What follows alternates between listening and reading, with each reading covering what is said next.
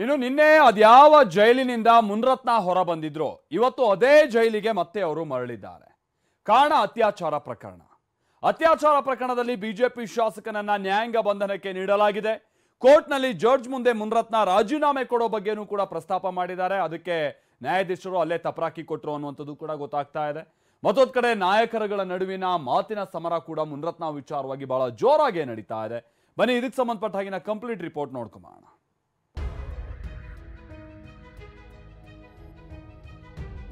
ಅತ್ಯಾಚಾರ ಪ್ರಕರಣದಲ್ಲಿ ಜೈಲು ಪಾಲಾದ ಮುನ್ರತ್ನ. ಇದು ನಂಬಲಿಕ್ಕೆ ಬಹಳ ಕಷ್ಟ ಆಗಿದೆ ನನಗೆ. 14 ದಿನ ನ್ಯಾಯಾಂಗ ಬಂಧನ ವಿಧಿಸಿದ ಕೋರ್ಟ್. ಇದ್ರಾಗೇನು ನಾವೇನು ಸಿಂಪತಿ ಇಲ್ಲ, ಬೆಂಬಲ ಇಲ್ಲ. ಯಾರು ಈ ತರ ಕೇಸ್ಗೆ ಡಿಫೆಂಡ್ ಮಾಡ್ಕೊಳಕ್ ಹೋಗ್ತಾ ಇಲ್ಲ. ಮುನ್ರತ್ನ ಪ್ರಕರಣಗಳ ಸುಳಿಗೆ ಸಿಕ್ಕಾಕೊಂಡಿದ್ದಾರೆ. ಯಾವ ಕಡೆ ವಾಲಿದ್ರು ಸಂಕಷ್ಟ ಮಾತ್ರ ತಪ್ತಾ ಇಲ್ಲ. 2 ಪ್ರಕರಣಗಳಲ್ಲಿ ಜಾಮೀನು ಸಿಕ್ಕಿದ್ರೂ ಜೈಲುವಾಸ ಅನುಭವಿಸೋ ಸ್ಥಿತಿ ಮುಂದುವರೆದಿದೆ.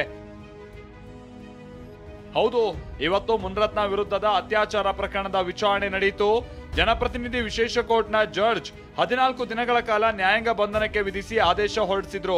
ಅಲ್ಲಿಗೆ 2 ಕೇಸ್ಗಳಲ್ಲಿ ನಿಟ್ಟುಸಿರು ಬಿಟ್ಟಿದ್ದ ಬಿಜೆಪಿ ಶಾಸಕ ಪರಪ್ಪನ ಅಗ್ರಹಾರ ಜೈಲು ಪಾಲಾಗಿದ್ದಾರೆ. ನಿನ್ನೆ ಎಲ್ಲಿಂದ ಹೊರ ಬಂದಿದ್ರು ಅದೇ ಜಾಗಕ್ಕೆ ವಾಪಸ್ ಆಗಿದ್ದಾರೆ.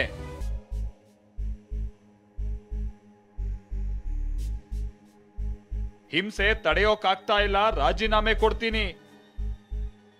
ಜಡ್ಜ್ ಮುಂದೆ ಅಳಲು ತೋಡಿಕೊಂಡ ಮುನ್ರತ್ನ. ಇನ್ನು ಸಂಕಷ್ಟಗಳ ಸರಮಾಲೆಗೆ ಸಿಕ್ಕಾಕೊಂಡಿರೋ ಮುನಿರತ್ನ ಜಡ್ಜ್ ಮುಂದೆ ಅವಲತ್ತುಕೊಂಡಿದ್ದಾರೆ.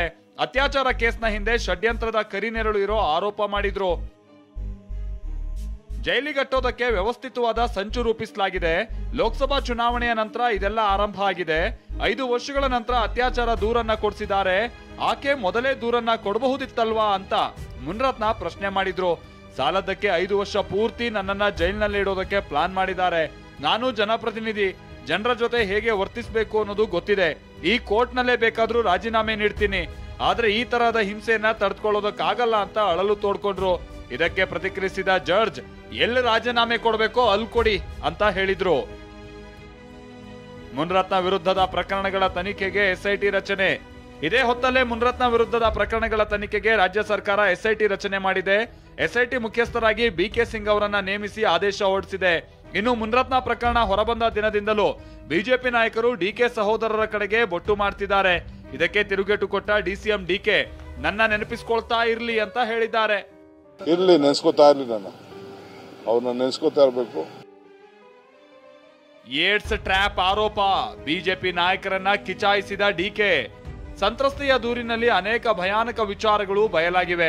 ಈ ಪೈಕಿ ಮುನ್ರತ್ನ ತಮ್ಮ ಎದುರಾಳಿಗಳನ್ನ ಹಣಿಯೋದಕ್ಕೆ HIV ಸೋಂಕಿತರನ್ನ ಬಿಟ್ಟು ಹನಿ ಟ್ರ್ಯಾಪ್ ಮಾಡಿಸ್ತಾ ಇದ್ದ ವಿಚಾರ ಕೂಡ ಒಂದು. ಈ ಬಗ್ಗೆ ಡಿಸಿಎಂ ಡಿಕೆ ಮೈತ್ರಿ ನಾಯಕರನ್ನ ಪ್ರಶ್ನೆ ಮಾಡಿದ್ದಾರೆ. ನನಗೆ ಅಶೋಕ್ ಪಾಪ ಅವ್ರಿಗೂ ನಡೆದಂತ ಒಂದು ಷಡ್ಯಂತ್ರದ ಬಗ್ಗೆ ನೋಡಿ ನನಗೆ ದಿಗ್ಭ್ರಮೆ ಆಗಿದೆ. ಫಸ್ಟ್ ಅಶೋಕ್ ಅಣ್ಣ, CT ರವಿ ಅಣ್ಣ, ವಿಜೇಂದ್ರ ಅಣ್ಣ ಅವರೆಲ್ಲ ಕೂಡ ಇದ್ರ ಬಗ್ಗೆ ಅವರ ಅಭಿಪ್ರಾಯಗಳು ಏನಿದೆ, ಸತ್ಯಾಂಶ ಏನಿದೆ ಅದನ್ನು ಅವರು ಕೂಡ ಪರಿಶೀಲನೆ ಮಾಡಿಕೊಂಡು ತಿಳಿಸ್ಲಿ. ಅವರು ಇದಕ್ಕೆ ಉತ್ತರ ಕೊಡಬೇಕು. ಕುಮಾರಸ್ವಾಮಿ ಅವರು, ಕುಮಾರಣ್ಣವರು ಅವರೆಲ್ಲ ತಿಳಿಸ್ಬೇಕು. ಇದಕ್ಕೆ ಡಾಕ್ಟರ್ ಮಂಜುನಾಥ್ ಆರೋಗ್ಯ ಅಧಿಕಾರಿಗಳಿದ್ದಾರೆ, ಅವರು ತಿಳಿಸ್ಬೇಕು. ನಾವೇನ್ ತಿಳಿಸೋದಿದೆ ಇದನ್ನ.